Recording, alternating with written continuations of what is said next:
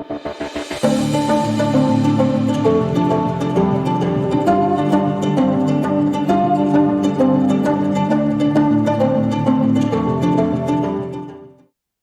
there, I'm Carmen Amato in Tennessee. Welcome to another crime conversation with my friend. Hi, I'm Jane Harvey-Berrick. I'm in Cornwall in the UK. And today's topic, as we are thinking ahead to Jane's forthcoming new book, the fourth in her Cornwall Crime Thriller series, is the challenge of rural policing when you have few people, very spread out rural area. Well, communication is a big one because we have a very spread out rural community and lots of valleys, lots of granite, which can interrupt signals as well. So, literally, communications. Oh, A young friend of mine who is very, very young in service, she got called out to a very remote farmhouse and forgot to tell control that she was going into a no signal area. oh, So, yeah. So she left her patrol car behind, walked down the last bit of the track to the farmhouse, and then she was lost. They had no signal. They didn't know what was happening in that location.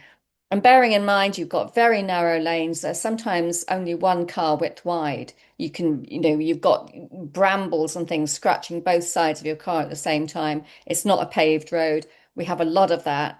So it's very difficult to get to. So they send two squad cars screaming down, blues and twos going, and four of her colleagues running in to the farmhouse where she is sitting having a cup of tea with the farmer and his wife.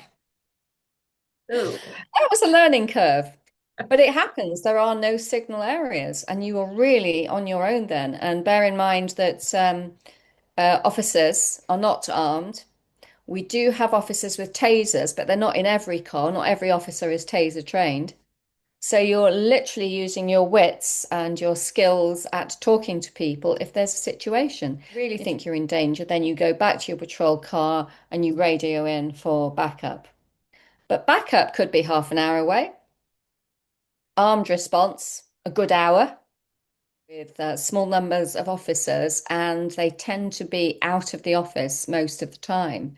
So, they could be doing something perhaps only 10 miles away, but that could be 20 minutes on bad roads. Even if because if you suddenly go down a narrow country lane and you meet a tractor, it's that tractor's not going to be able to reverse that easily. Or a herd of cows, or a herd of pigs, or a loose horse that's got out of a field. I mean, there are all these things that can happen. It's quite a poor, it's quite a poor community as well.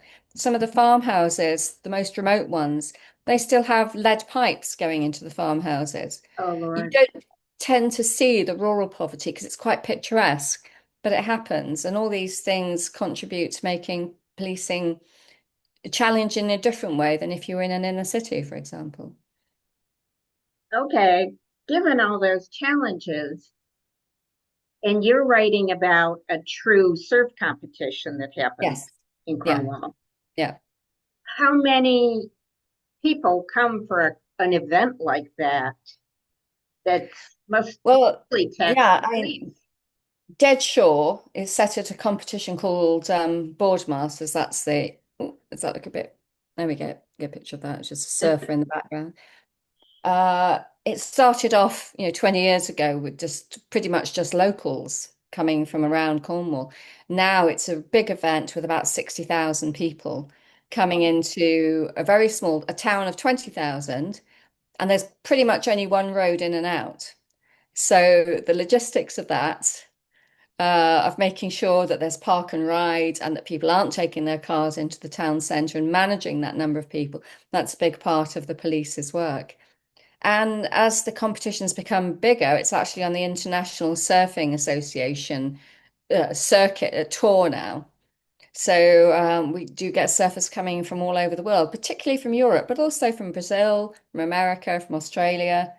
And so it's a pretty big event. And that's where I've set dead short.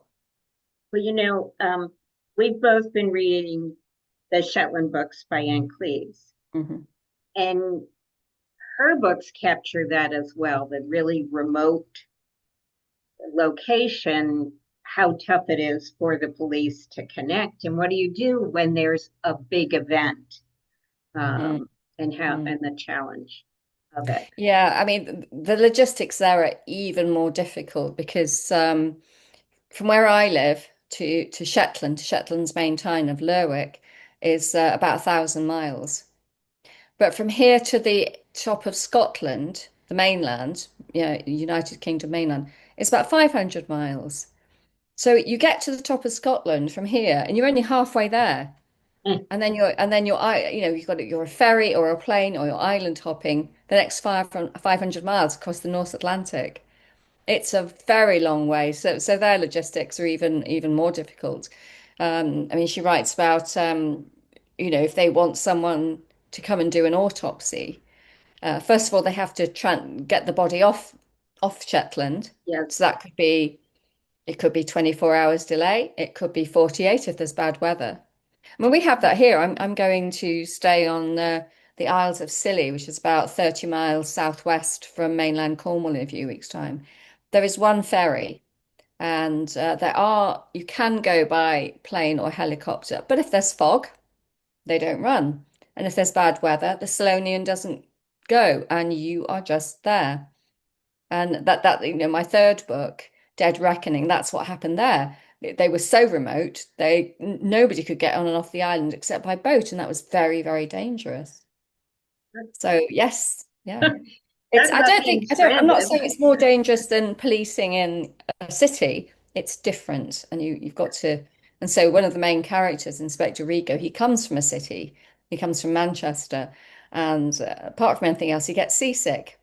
So coming to a very marine orientated community, he has his struggles.